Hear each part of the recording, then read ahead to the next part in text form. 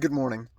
I wish to apologize to the man in the purple shirt, whom I pursued ruthlessly for 2 straight years before I finally caught him, threw him on his ass, and then choked him. For context, my family has always had a bit of a crazy time with dreams, and this is something I've lightly addressed in the past, but this morning I intend to more adequately flesh out the concept of my family being the craziest dreamers you could possibly imagine.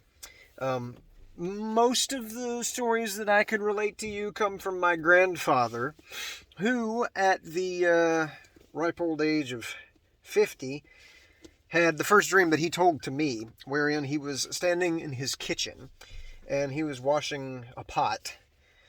And he heard music suddenly out of the blue.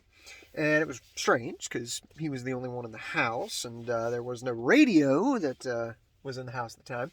So he couldn't fathom where this music was coming from. And so he puts down his pot. He walks into the washing room where the laundry is hanging up. And he could swear he heard that very loud music coming from inside that washroom. Well, he happens to take the lid off the washing machine, looks inside, and the Beatles, the acclaimed music band, is inside the washing machine, just wailing away at their instruments and playing him a little ditty. He was so surprised that they were in his washing machine that he woke up and didn't even have an opportunity to ask for an autograph.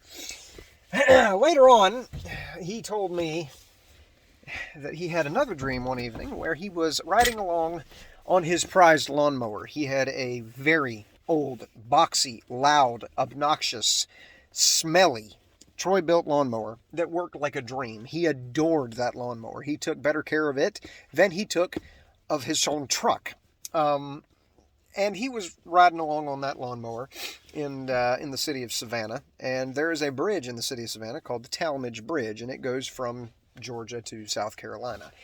And he went ahead and rode up the side of the Talmadge Bridge. He was going to cross the bridge on his lawnmower. Now, hanging off the sides of his lawnmower, clinging on for dear life, were my father and my uncle.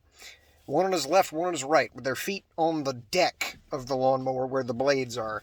And they were, clinging along and didn't have a seatbelt on, unfortunately. So they were riding with him, and they got all the way up to the top of the Talmadge Bridge on this lawnmower when all of a sudden they ran out of gas.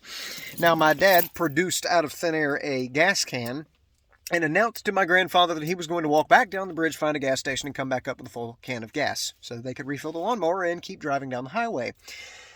My dad disappeared back down the bridge, and my uncle turned to my grandfather, and he said, "Daddy, we gonna get a ticket sitting up here on the bridge like this. We're not supposed to be blocking up traffic."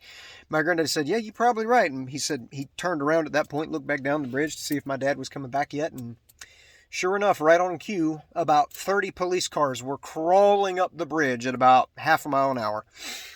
He said he was so concerned that they would have to pay a heavy fine that he went ahead and woke up. Now, that's one of the 2 dreams that I can remember off the top of my head that my grandfather related to me that were absolutely absurd. And I kind of have my own experience with dreams. I have never dreamed that I've been, the typical things people dream, like they're falling or they're being chased or they're underwater or something's, under their bed or something like that. Typically, I dream I'm flying or I'm chasing someone else. And that is the point of this video, is that from the time I was 15, I started dreaming recursively every couple of nights or so that I was chasing a dude. He was about 3.5 feet tall, had a purple jacket on, never could see his face. For the longest time, I didn't know what he looked like. I just knew that I was chasing him, and I didn't know why, but I knew I had to catch him. And I chased him until I was about 17. I kept on dreaming, kept on chasing. Never could run as fast as he could. And I chased him through streets. I chased him through fields of corn. I chased him up a roof one time. And he eluded me by jumping off the roof and landing and rolling and running away. And finally, after about 2 years of chasing him, one night I did dream about it. And I sure enough did catch him. I was so frustrated with so many attempts to catch him and failing to catch him that I just willed it into existence. I slammed that man down against the ground and I spun him around on his back. I finally saw him. He was about 40-ish, roughly. Kind of looked like Jimmy Durante a little bit, but I got him. And he looked with a terrified expression up at me as I lowered my hand down onto his throat. And as soon as my hand touched his neck, I woke up. And I have never dreamed about him a single time since. I don't know who he was. I don't know why I was chasing him. Ultimately, I don't even know what I did once I caught him. But I'm assuming by the fact that I put my hand on his neck, I choked him. And I do want to apologize because it's not very nice to chase people. It's equally not as nice to slam them down on the ground. It's even worse to try and choke them. If you happen to be a person who's in the age range of 40 and look like Jimmy Durante and dreamed for several years about being chased by a much taller dude who typically wears a reflective yellow shirt, and you were eventually caught and strangled, I sincerely apologize. You know, dreams are fun to talk about, and they're goofy as heck, and they often lead to some really crazy tangents and really good stories. And I've had many stories told to me over the years by many different family members who've had absurd dreams, and it's always fun.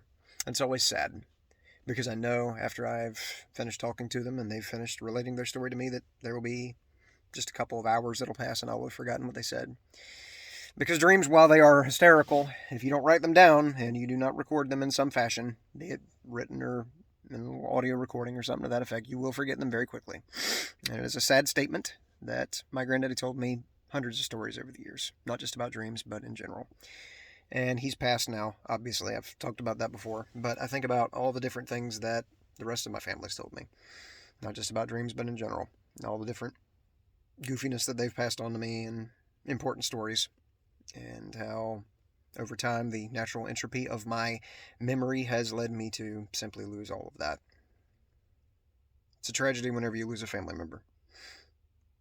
Losing information, forgetting it, not paying attention, or honestly just degradation of your hippocampus. And not being able to get any of that back is 1,000 tragedies. And that's a tragedy I'm no longer going to put up with. So with that being said, I'm going to go chase around a bunch of people in yellow shirts. See you later.